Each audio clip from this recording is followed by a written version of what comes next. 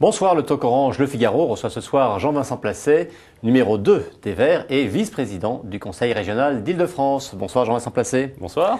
Alors la semaine dernière, on a entendu des échanges un petit peu vifs dans l'enceinte des Verts et d'Europe Écologie. Vous avez traité Eva Joly de vieille éthique et Daniel Cohn-Bendit vous a traité de crétin. L'UMP peut vous dire merci, c'est bon, avec des ennemis comme ça, il n'y a plus besoin de... Deux choses.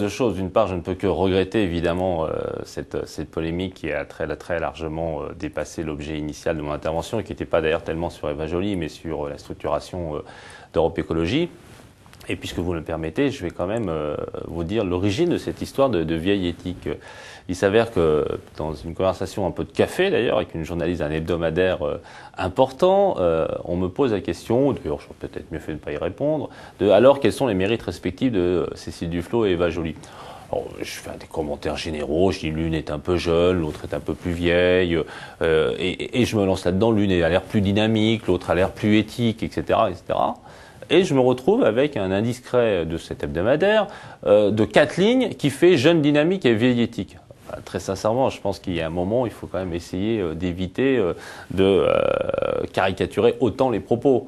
Après, Daniel Cohn-Bendit les a repris. Après, ça a suscité une polémique. Je crois que et lui et moi devons cesser le feu, si j'ose dire, et faire en sorte qu'on retrouve des débats, des vrais débats. Il y a des débats sur l'ancrage à gauche des Verts et d'Europe Écologie, peut-être un souci plus socialo-centriste de certains. Enfin, ce sont des orientations qui ne sont pas infamantes. Il y a la question de la présidentielle et de la stratégie. Est-ce qu'on venait dans les primaires à gauche? Est-ce qu'on est plutôt dans des primaires écologistes? Et il y a aussi le sujet de la structuration. Moi, je suis, c'est vrai, attaché à la forme partidaire des Verts, mais qui peut s'appeler d'ailleurs autrement, hein, avec ce qui a fait, je crois, l'originalité de Europe Écologie, c'est-à-dire la relation avec un parti et avec un réseau ouvert sur la société, ouvert sur les associations, ouvert sur l'environnement, sur les thèmes que nous portons. Et voilà le sens du message. Alors on va qui a été un peu malheureusement occulté par la polémique qui était probablement tout à fait inutile. On va revenir sur cette question de fond, comme je viens de le dire. On va revenir sur la question de fond que vous soulevez, mais écoutez juste ce que Cécile Duflot elle-même disait à ce propos. Ça me fait de la peine. Voilà, je trouve que c'est du gâchis, je trouve que ça sert à rien, que effectivement Jean-Vincent Placet, il a dit une énorme connerie. Une énorme connerie. Alors pourtant, Cécile Duflot, elle est proche de vous, donc. Eh bien, moi, je vais vous dire aussi la vérité. D'une part, ça m'ennuie d'avoir fait de la peine à Cécile Duflot, et d'autre part, ça m'ennuie beaucoup d'avoir suscité ou d'être un peu à l'origine, même si bon, je pense que les torts sont partagés avec Daniel Cohn-Bendit à l'origine de cette polémique. Et c'est fait de temps en temps, vous voyez, je bredouille, du bien d'être rappelé à l'ordre par la secrétaire nationale du parti. Et je pense qu'au final, c'est elle qui a raison, voyez-vous.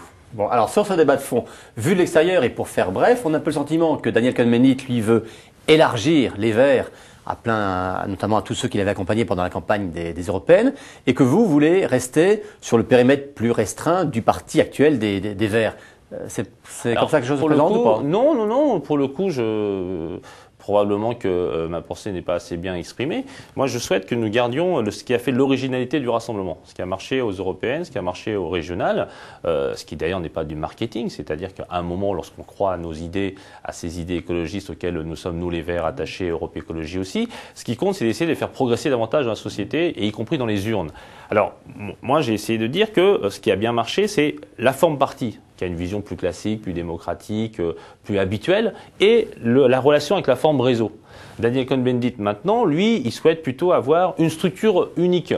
Eh bien, je crois que la structure unique peut avoir des vertus. Et puis, très sincèrement, si à la fin, c'est ça qui est décidé par les militants, moi, j'en ferai pas une maladie. Hein. Ce qui m'intéresse plus, c'est les messages écolos, la stratégie, la communication. Voilà, pour moi, ce sont ça les vrais sujets. Parler des retraites, parler de l'année mondiale de la biodiversité qui est cette année, parler de BP. Voilà, bon, je pense qu'on devrait plutôt se concentrer sur ces sujets-là.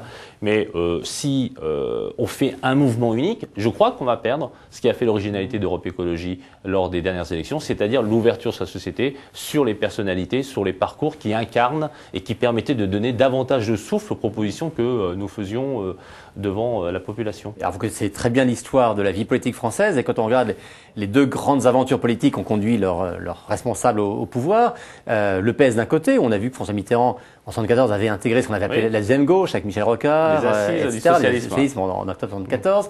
De son côté, Jacques Chirac aussi est parti du parti gaulliste, il a élargi au RPR, puis ensuite à l'UMP. Ça devait être à la porte de Versailles, ça. Exactement. Donc, est-ce que la logique pour gagner, c'est pas précisément d'élargir les structures et de partir des partis anciens, mais pour dire, allez, on fait sauter les anciennes barrières et on recrée quelque chose de neuf? Sauf que c'est peut-être adapté aux socialistes ou aux gaullistes, mais je crois que c'est pas du tout adapté au monde écologiste. Les écologistes, ils sont pas très disciplinés. Ils sont attachés, je crois, plutôt de l'informel dans la structuration. Et c'est pour ça que la relation parti réseau coopératif, d'ailleurs, s'il faut utiliser des termes pour plaire à tout le monde, eh bien, cette connexion-là me paraît bien plus utile, et je la défendrai devant les militants. Et effectivement, j'essaierai de faire en sorte que ce soit plutôt le débat de fond et les débats de ligne politique et d'organisation politique qui prédominent plutôt que les noms d'oiseaux qui n'étaient pas utiles du tout. Et alors, pour être tout à fait sincère, là vous parlez de débat de fond, vous parlez de ligne politique, vous parlez de cessez-le-feu avec Daniel Cohn-Bendit, mais en ayant porté un peu comme ça les stockades, est-ce que ce n'est pas un peu un moyen facile de vous créer de la notoriété? Non, je crois qu'on me prend pour plus habile que je ne le suis probablement. Je n'avais pas mesuré à quel point un petit mot ou une petite phrase pouvait autant porter, avec d'ailleurs aussi le côté amplificateur de Daniel Cohn-Bendit qui, lui, pour le coup, a vraiment une capacité à impulser des messages dans les médias, des bons ou des mauvais pour le coup. Et je n'avais pas mesuré cela, et maintenant j'essaierai de davantage maîtriser et ma communication et ma parole. Donc là, on apprend qu'on n'est plus un naïf en politique. Non, non, mais on apprend tous les jours, et moi je crois que ce qui compte, c'est de reconnaître les erreurs, et c'est en faisant l'analyse justement des erreurs qu'on peut essayer de s'améliorer, puis d'aller au-delà. Alors il y a ce débat de fond sur la manière dont doit s'organiser la sensibilité écologiste. Maintenant aussi, il y a un peu un débat de personnes, dans le sentiment que pour la présidentielle, on est parti, d'ailleurs comme on a connu dans tous les partis, pour un match, et en l'occurrence un match de femmes entre Eva Joly et Cécile Duflot. Ça va être ça qui va vous occuper dans les mois à venir? Déjà, ce qui va nous occuper, je pense, c'est qu'il faut qu'on ait une stratégie claire. C'est-à-dire que j'ai l'impression que à peu près tout le monde à Europe Écologie et au Vert souhaite aujourd'hui que nous ayons une candidature à l'élection présidentielle. C'est un sujet d'importance. Parce que ce qui est une évolution, puisque Daniel Cohn-Bendit au départ parlait de soutenir un candidat socialiste au premier tour en échange d'un groupe parlementaire. Tout à fait. Et moi j'avais dit à l'époque, et je le maintiens encore, que lorsque on a justement cette urgence pour la planète aujourd'hui, qu'on voit la situation du monde, qu'on voit la situation donc de la planète, de la justice sociale, etc., eh bien les idées écologistes auxquelles nous tenons doivent être représentées à cette élection qui, même si nous la contestons, si n'est pas la panacée pour nous, eh bien cette élection, c'est celle qui mobilise le plus les Françaises et les Français, et donc nous devons avoir un candidat. Donc ça, je crois donc ça, que c'est une certitude. Il y aura un candidat vert. Rien n'est jamais sûr en politique, et vous le savez bien, mais je crois que ça va dans le bon sens, au moins du moins dans le sens que je défends. Par ailleurs, il me paraît évident, et c'est ça qui m'intéresse aussi dans l'aspect structuration Europe Écologie Les Verts, que ce n'est pas les seuls Verts qui doivent décider de qui est candidat. Donc ça, c'est une avancée. C'est la première fois que nous allons faire ça, je l'espère, c'est-à-dire des primaires écologistes. Je souhaiterais, moi, pour ma part, que l'ensemble des acteurs de la vie écolo, l'ensemble de toutes celles et tous ceux qui sont sympathisants, qui sont dans le réseau, qui sont dans le Parti Vert, qui sont ailleurs, qui se sentent écologistes, puissent participer à la désignation. Et il me semble important, parce que probablement que nous avons quand même moins d'assises spontanées électoralement que le Parti Socialiste ou l'UMP, qu'on le veuille pas, cette bipolarisation, elle existe, on l'a vu au régional. Eh bien, je crois que c'est dès juin 2011 que ces primaires écologistes doivent aboutir à une candidature affirmée qui nous permettra d'ailleurs de consolider encore le projet et la dynamique électorale. Et je vais vous dire très franchement, et je l'avais d'ailleurs déjà dit il y a quelques jours, mais ça avait un peu moins d'audience, aussi bien Cécile Duflot que Eva Joly, pourquoi pas Nicolas Hulot, eh bien ces trois-là, à mon sens, ont pour des raisons différentes, que je ne développerai plus, des qualités pour porter haut et fort la parole des écologistes à cette élection. Donc les primaires en juin 2011, c'est le terme du processus. En juin 2011, c'est le moment où le candidat sera désigné. Tout à fait. Et donc il faudrait lancer ce processus quand? Dès maintenant on a nos assises d'Europe Écologie Les Verts à Lyon, en novembre, et je souhaiterais que nous ayons trois choses qui doivent être clarifiées. Ce sont les grandes orientations du projet, bien sûr, sur les questions économiques, sociales, environnementales, démocratiques, sociétales, institutionnelles. Donc des grandes orientations, 20 points, 30 points de grandes orientations, et aussi donc le lancement de cette stratégie affirmer, dire nous aurons ce candidat, voilà la procédure,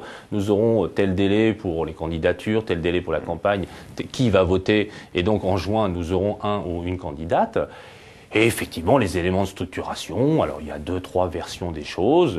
Le parti réseau que moi je défends, il y a des sujets de la fédération, c'est plutôt là pour le coup. En gros, ça fait combien d'électeurs potentiels pour ces primaires ?